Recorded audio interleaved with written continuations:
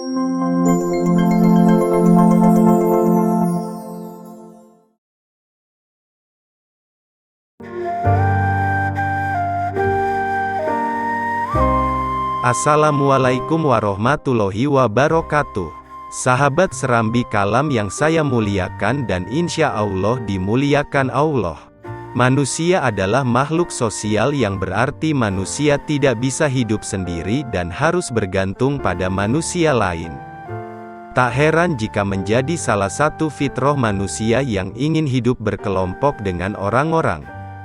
Artinya tidak ingin hidup sendirian. Nah, apa jadinya jika manusia yang sudah meninggal masih ingin ditemani oleh orang hidup? Selengkapnya, simak video berikut ini. Tapi sebelum melanjutkan kisah selengkapnya, sahabat Serambi Kalam bisa menekan tombol subscribe dulu ya, agar channel ini semakin berkembang dalam menyebar dakwah Islam.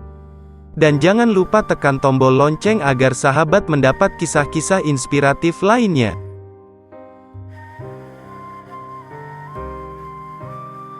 Alkisah ada seorang konglomerat yang sangat kaya raya menulis surat wasiat, barang siapa yang mau menemaniku selama 40 hari di dalam kubur setelah aku mati nanti, akan aku beri warisan separuh dari harta peninggalanku.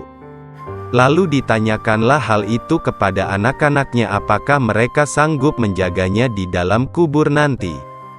Tapi anak-anaknya menjawab, "Mana mungkin kami sanggup menjaga ayah, karena pada saat itu ayah sudah menjadi mayat." Keesokan harinya, dipanggillah semua adik-adiknya. Dan beliau kembali bertanya, "Adik-adikku, sanggupkah di antara kalian menemaniku di dalam kubur selama 40 hari setelah aku mati nanti? Aku akan memberi setengah dari hartaku." Adik-adiknya pun menjawab, "Apakah engkau sudah gila? Mana mungkin ada orang yang sanggup bersama mayat selama itu di dalam tanah." Lalu dengan sedih konglomerat tadi memanggil ajudannya, untuk mengumumkan penawaran istimewanya itu ke seluruh pelosok negeri. Akhirnya, sampai jugalah pada hari di mana konglomerat tersebut kembali ke rahmatullah. Kuburnya dihias megah laksana sebuah peristirahatan termewah dengan semua perlengkapannya. Pada waktu yang hampir bersamaan, seorang tukang kayu yang sangat miskin mendengar pengumuman wasiat tersebut. Lalu tukang kayu tersebut dengan tergesa-gesa segera datang ke rumah konglomerat tersebut untuk memberitahukan kepada ahli waris akan kesanggupannya. Keesokan harinya dikebumikanlah jenazah sang konglomerat. Si tukang kayu pun ikut turun ke dalam liang lahat sambil membawa kapaknya. Yang paling berharga dimiliki si tukang kayu hanya kapak, untuk bekerja mencari nafkah. Setelah 7 langkah para pengantar jenazah meninggalkan area pemakaman, datanglah malaikat mungkar dan nakir ke dalam kubur tersebut. Si tukang kayu menyadari siapa yang datang, ia segera agak menjauh dari mayat konglomerat. Di benaknya, sudah tiba saatnya lah si konglomerat akan diinterogasi oleh malaikat mungkar dan nakir. Tapi yang terjadi malah sebaliknya, malaikat mungkar nakir malah menuju ke arahnya dan bertanya, "Apa yang kau lakukan di sini?" "Aku menemani mayat ini selama 40 hari untuk mendapatkan setengah dari harta warisannya," jawab si tukang kayu. "Apa saja harta yang kau miliki?" tanya mungkar nakir. "Hartaku cuma kapak ini saja, untuk mencari rezeki," jawab si tukang kayu. Kemudian mungkar nakir bertanya lagi, "Dari mana kau dapatkan kapakmu ini?" "Aku membelinya," balas si tukang kayu. Lalu pergilah mungkar dan nakir dari dalam kubur tersebut. Besok di hari kedua, mereka datang lagi dan bertanya, "Apa saja yang kau lakukan dengan kapakmu?" "Aku menebang pohon untuk dijadikan kayu bakar, lalu aku jual ke pasar," jawab tukang kayu. Di hari ketiga ditanya lagi, "Pohon siapa yang kau tebang dengan kapakmu ini?" "Pohon itu tumbuh di hutan belantara, jadi ngak ada yang punya," jawab si tukang kayu. "Apa kau yakin?" lanjut malaikat. Kemudian mereka menghilang. Datang lagi di hari keempat, bertanya lagi, adakah kau potong pohon-pohon tersebut dengan kapak ini sesuai ukurannya dan beratnya yang sama untuk dijual? Aku potong dikira-kira saja, mana mungkin ukurannya bisa sama rata, tegas tukang kayu. Begitu terus yang dilakukan malaikat Mungkar Nakir, datang dan pergi sampai tak terasa sekarang 39 hari sudah. Dan yang ditanyakan masih berkisar dengan kapak tersebut.